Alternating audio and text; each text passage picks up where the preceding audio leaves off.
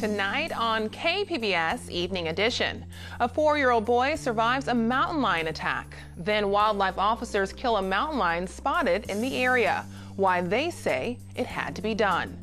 And dozens of new charges tied to the Poway synagogue shooting. How the accused killer is fighting the federal case. People stood up, clapped, and said, "Thank you, finally someone's going to do this." Affordable housing near campus. How a nonprofit is helping students live next to SDSU at a reduced price. And I think San Diego should be really proud to know that our students are shining on this report. That's a positive outlier report, and it's basically saying that San Diego kids are beating the odds. And high achievement by students of color. A San Diego superintendent talks about progress made by local public schools. KPBS Evening Edition starts right now.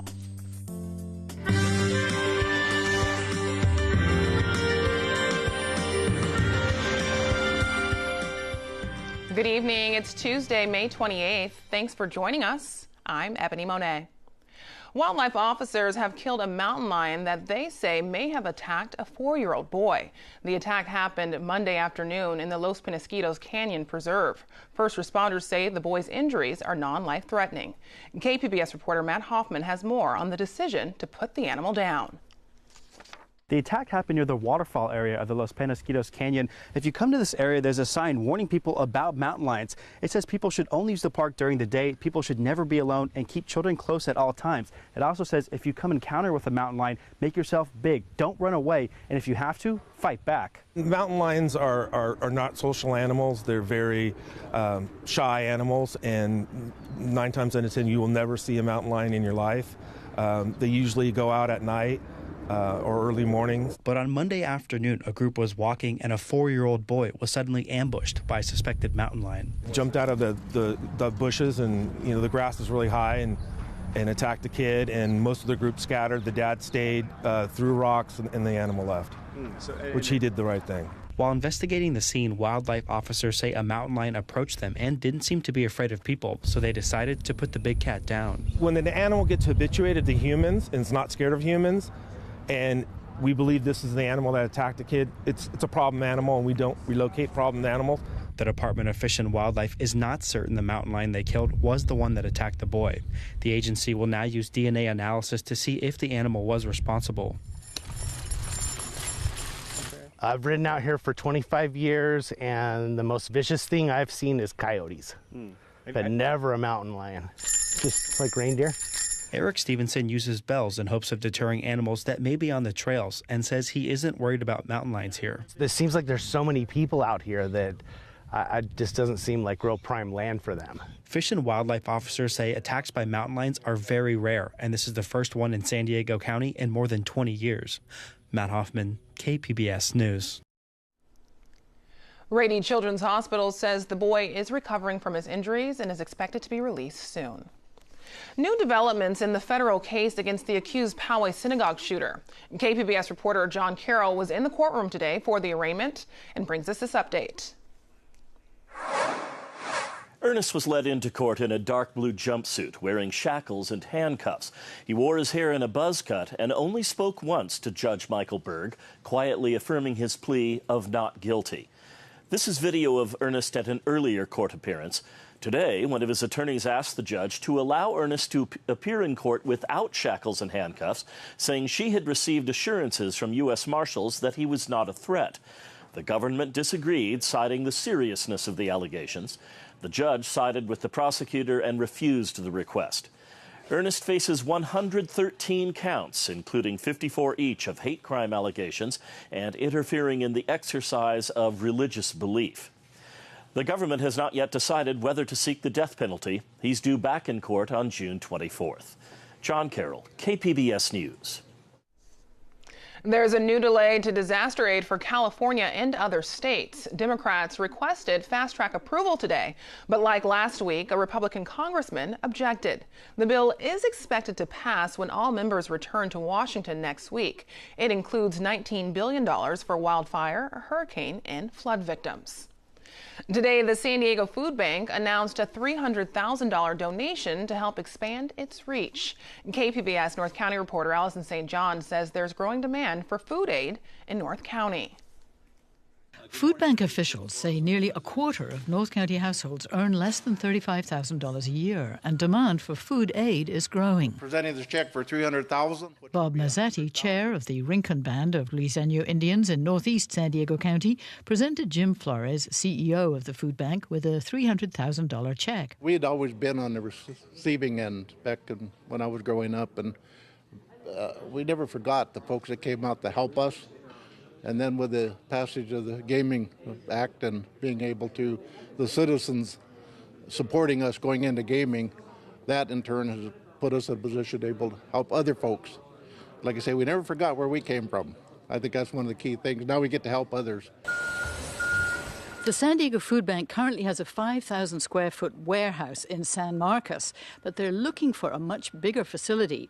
They're hoping to have a 15,000 foot warehouse, possibly in Vista or Escondido, where they can provide wraparound services for the families that need them in North County. The donation will help the food bank distribute more than 5 million meals to communities throughout North County. Allison St. John, KPBS News. The food bank says its long-term expansion for North County should be complete in about 3 years. San Diego college students report they're struggling to find affordable places to live. KPBS reporter Milena Spitzer shows us how a nonprofit is stepping in to help. From the outside, Wesley House looks like any other apartment building on the edge of San Diego State University. But this nonprofit is providing low-cost housing and support services. Here, formerly incarcerated, homeless, and foster youth, as well as first-generation college students, get to focus on their studies and not the rising cost of rent. It was very nerve-wracking and pretty expensive as well. That's how Alberto Perez Jr. describes his house hunting experience when he moved to San Diego for school. Perez says it's not easy being the first in your family to attend college. It's mainly the financial aspect of I've known other first-generation students that I went to school with that they work 1 or 2 part-time jobs. They commute. They struggle to at least maintain their focus and study here at their major here at San Diego State, and even then it's not enough. Sometimes some of my friends, they faced almost dropping out, the struggle of who to communicate to and for advice. Perez had a different experience. He was accepted at Wesley House, where he received financial mentoring, reduced cost housing, and access to CalFresh and other support services. Wesley House Executive Director Jesus Gonzalez says his organization is getting recognition for pioneering affordable housing options for students. People stood up, clapped, and said, "Thank you, finally someone's going to do this." And I looked around the room and I was like, "What are you talking about?" And they said, "No one is doing what you're doing. There is a tremendous need in the community." Perez agrees the program works. After 4 years living at Wesley House, he graduated and landed his first job. So I'm an aerospace engineer for the Navy, Nav Air. I'm a Navy civilian. Now, Perez wants to help his mom go to college. And now I'm helping them back, not only financially, but I told my parents that I want them to go back to school as well. So I told my mom, like, choose whatever college class you want, like, go for it. So I'm helping her, like, career planning. And with my dad, I want my dad to go get his GED. Perez says being able to overcome his challenges has taught him about resilience. Even though it sounds like a cliche, but it's not. Anything is possible. We just have to work through it, no matter how hard it is. If we really want it, we can achieve it. Perez says he hopes in the future to partner with Wesley House and pay it forward, building more affordable housing for students like him. Milena Spitzer, KPBS News. This week, an 8th grader from Poway has a chance to win the Scripps National Spelling Bee. Elliot Hussman is one of more than 500 kids competing in Maryland. It's the largest field in this event's history. Hussman is homeschooled and will attend Inspire Charter this fall.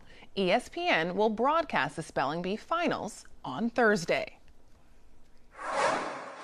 There's some encouraging news for local school districts. San Diego Unified and Chula Vista Elementary are currently being studied to find out what they're doing right. This after students of color tested higher than predicted and higher than other students with similar backgrounds in other districts. I'm joined now by San Diego Unified Superintendent Cindy Martin. Welcome. Thank you. So researchers have named San Diego Unified as one of the highest performing large school districts. Who deserves the credit for that? Well, I'll always say, first of all, our students. What we know after being a classroom teacher for 17 years, I know that when you give students the right kinds of supports, you have high expectations, and you have a quality teacher in the classroom, kids are going to do amazing things. And I think San Diego should be really proud to know that our students are shining on this report. That's a positive outlier report, and it's basically saying that San Diego kids are beating the odds. And for San Diego Unified to be able to say that we've expected more of our students, we've been able to provide them the supports that they need, and to have a study like this come out that validates the hard work of our teachers and our educators every single day to make something like this happen is exactly why we do the work we do. And as a former classroom teacher, what was your personal reaction that the teachers and the students were being recognized in this way? Anytime you can look at the entire state and say that a district is beating the odds, which is what this report did. This report is out of Stanford, the Learning Policy Institute. This report was led by Linda Darling-Hammond, who is a researcher that I have followed since I was a classroom teacher, and she is now the chair of the State Board of Education. So it's a very important study, and she asked the question, how's California doing? 5 years into some education reforms that happened at the state level, she began to say, so where do we have some districts that are beating the odds? And let's let the numbers guide the way here. Where are the lighthouse districts? Where are the positive outliers? And as a classroom teacher, I've always known that when you can put the right supports in place and you can focus on excellence and equity all at the same time to interrupt old patterns and create outcomes like you've seen, to get a validation like this from Learning Policy Institute coming out of Stanford is exactly what's important for validating where we are and the work that we have left to do. I'm just really proud of San Diego and what our kids have done. So when you pair excellence with equity, what does that look like in a school district? Yeah, some people like to go about it with, we're either going to be excellent in some places and then have equity in other places. For us, it's not an either or, it's an and. And when we defined equity in San Diego Unified, we talk about individual student needs. For us, equity means each and every student gets what he or she needs when they need it, in the way that they need it. And that looks different across the entire city, but we're committed to, we're going to have excellent learning conditions all over the city. What this report shows is that when students have greater need, you need to give greater supports. That's an investment that you make, and it's a belief system that you have. Another simple way of saying it is we expect our principals and our teachers to know each and every student by name and by need.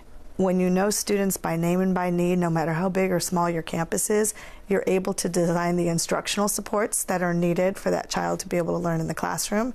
And if there's additional supports that a child needs to be able to learn in the classroom, if there's health and wellness needs that are necessary, social emotional needs, that we can wrap an entire system of support. And it takes a high quality educator to do that. And the report completely validates everything that we've said around excellence and equity and the entire initiative that we've been leading. But there still is that achievement gap between white students and students of color.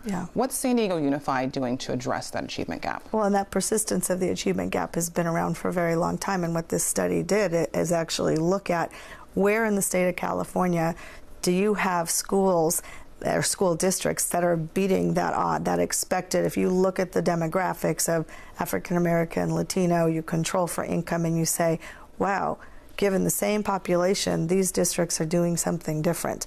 It goes back to knowing students by name and by need. How do you interrupt long-standing patterns that have held certain students back by giving teachers the tools that they need in the classroom to give students the differentiated learning that they need.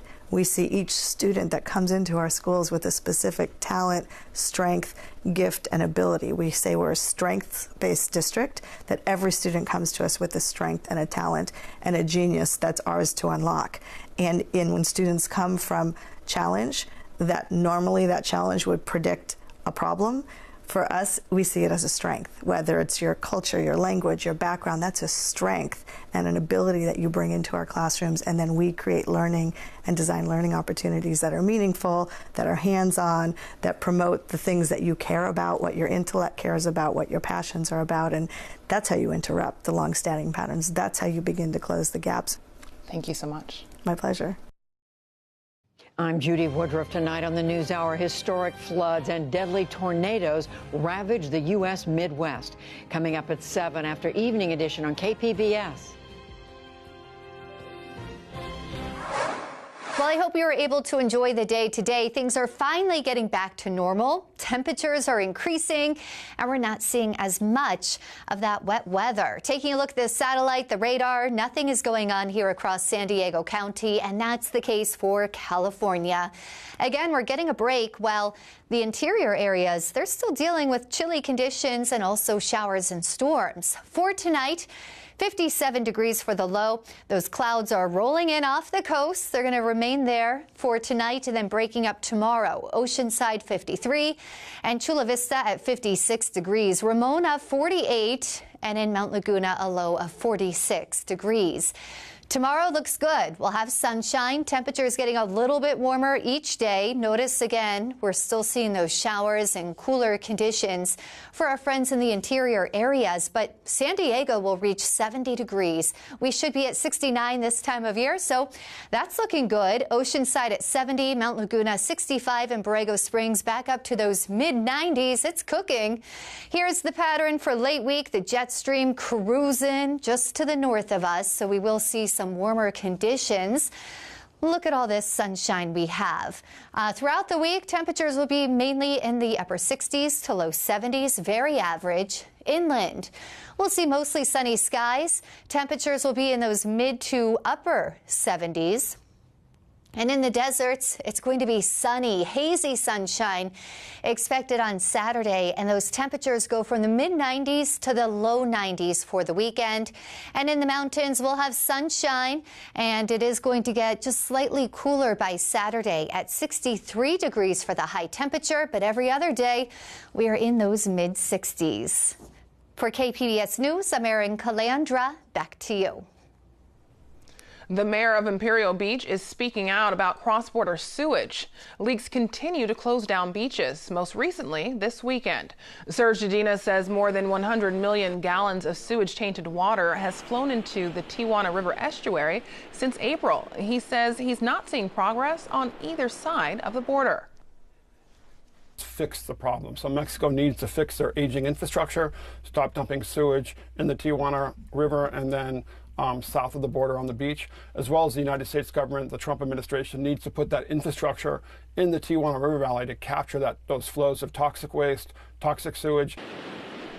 Imperial Beach is suing the federal government for not doing enough to address the situation.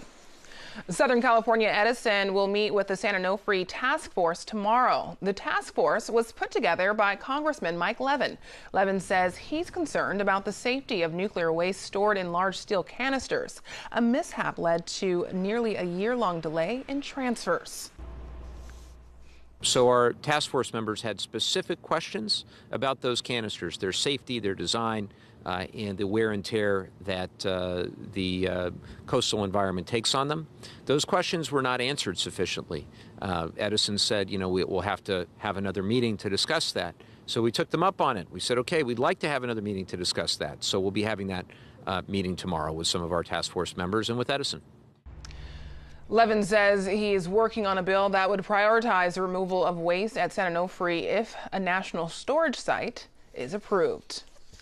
Democrats like Mike Levin will try to hold their majority in Congress next year. 2020 will also include some high-profile local races. KPBS Metro reporter Andrew Bowen talked with the party's new chair about its strategy. Will Rodriguez-Kennedy, thanks so much for joining us. Glad to be here. Thank you. So you are 31. You're the youngest chair of the County Democratic Party ever. You are a veteran. You were discharged under Don't Ask, Don't Tell. And you were also homeless for a while. You lived out of your car. How is all of that lived experience going to inform how you approach this position? Well, my lived experience has in many ways shaped my political views.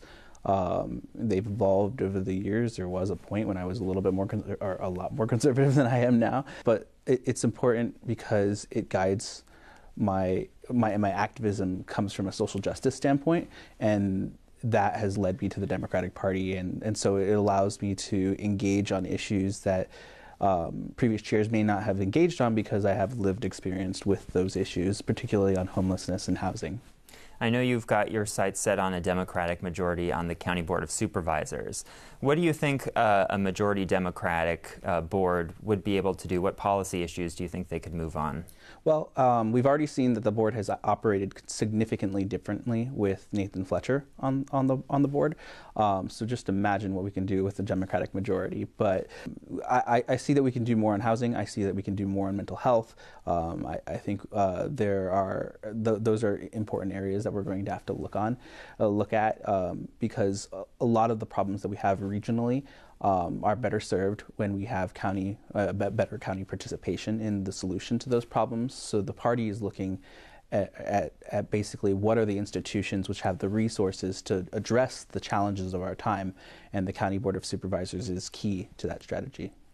I know SANDAG is also in your sights, the County Transportation Agency. Now, their board of directors is made up of cities, an elected official from every city in the county. What's your strategy to get more Democrats on that board? Sure. Well, I'm probably the first party chair to talk about a strategy like the SANDAG strategy, which we created in order to sort of make an objective strategy for the County Democratic Party. And really, in order to change those seats, we have to focus on some of the areas that we simply need to do better in. In order to change the makeup of SANDAG, we have to help take back the County Board of Supervisors, but also we have to focus in areas in North County like Vista, San Marcos, where we can flip Democratic majorities and change up the makeup of SANDAG. It also means that we'll have to focus on cities in East County that you might not have expected otherwise, like El Cajon, where they've just moved to district elections, so it's possible for us to pick up seats there. So the SANDAG strategy, since you don't elect anyone to SANDAG, requires us to focus on the basics, which is city councils and local races that the County Democratic Party is going to increase its focus on. And that means that some races like in Vista and San Marcos and El Cajon and even National City, other places across the county are going to get more attention from our party and more resources from our party than they might have if we were just focusing on congressional seats or something. Last November, the Democrats picked up a San Diego City Council seat in District 2 with the election of Jen Campbell. A lot of the messaging in that campaign centered around Trump, that Lori Zaff, a Republican, was in the same party as Donald Trump. How important really is Donald Trump to a local city council race, and how much is that going to play into your strategy in 2020? Well, the reality is that we are in a presidential year. We're going to have a very contested Democratic primary, which means turnout will be high. And the districts that we're targeting are districts in which Trump is unfavorable. So sometimes in elections where you don't have much information about the elected official or candidate that you're voting for, it helps to know what their values are. And the reality is that Trump's values are not consistent with the values of San Diegans. And as a result, it is important to note when there are elected officials who are aligned with him. My goal is to make sure that that's not the top thing that we're talking about. It's one of the things we're talking about. But in reality, this Democratic Party is going to be talking about issues, which is why we're going to create the first ever county party platform to show what our values are, what our issues are, and to lead with those values. Will Rodriguez-Kennedy, thanks so much for joining us. Thanks for having me. Thank you.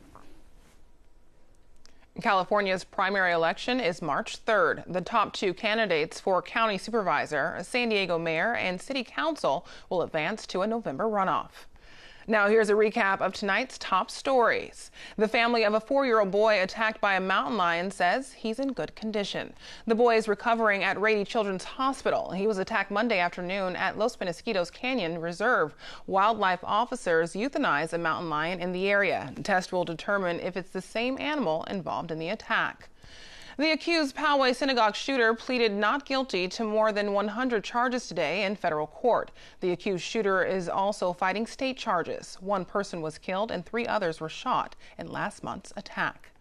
The San Diego Food Bank will use a $300,000 donation to expand its reach in North County. Members of the Rincon tribe presented the check earlier today. The food bank says the money will help to expand to a larger warehouse in Vista or Escondido. Now here's a look at what we're working on for tomorrow in the KPBS newsroom. Major research on the Ebola virus will continue in La Jolla. On Morning Edition, how researchers won a $35 million grant to fund their work. And on Midday Edition, KPBS arts reporter Beth Accomando reviews The Gods of Comedy, now on stage at the Old Globe. You can find tonight's stories on our website, kpbs.org/evening edition. Thanks for joining us. Have a great night.